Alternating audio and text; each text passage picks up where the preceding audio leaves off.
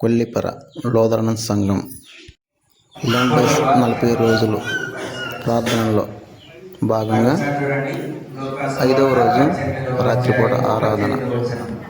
సంఘ కాపరి పాస్టర్ చోనుబాబు గారి ఆధ్వర్యంలో ప్రార్థనలు జరుగుతున్నాయి. నేనేమి చేయవలని ఆయనను అడిగాను. యేసుక్రీస్తు వారు తన యొక్క సువార్త పరిచర్యలో భాగంగా ఆయన కొనసాగించబడుచు ఉన్నప్పుడు నీ జీవమునకు వారు ఆశ్రుడుగా అవటానికి నేనేమి చెయ్యాలి అనేటువంటి సందర్భము అధికారి యేసుక్రీస్తు వారిని అడిగినట్లుగా ఈ 18వ వచన భాగంలో రాయబడినటువంటి సందర్భం. పాఠంలోనే ఆ వాక్యం యొక్క అంశము కూడా వ్రాయబడి ఉంది.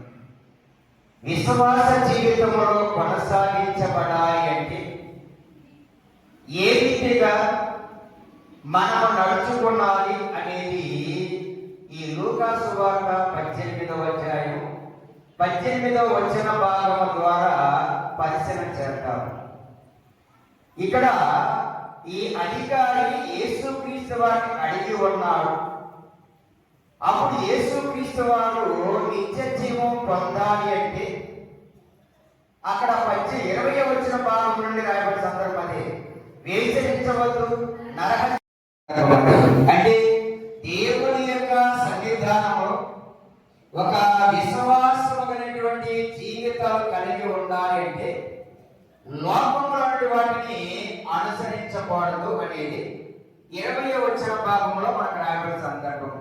అయితే ఇతడు ఆ లోకంలో ఉన్నటువంటి సమస్తాన్ని నేను బాల్యము నుండి కూడా వాటిని అనుసరించకుండా వాటికి నేను దూరంగానే జీవిస్తూ ఉన్నా.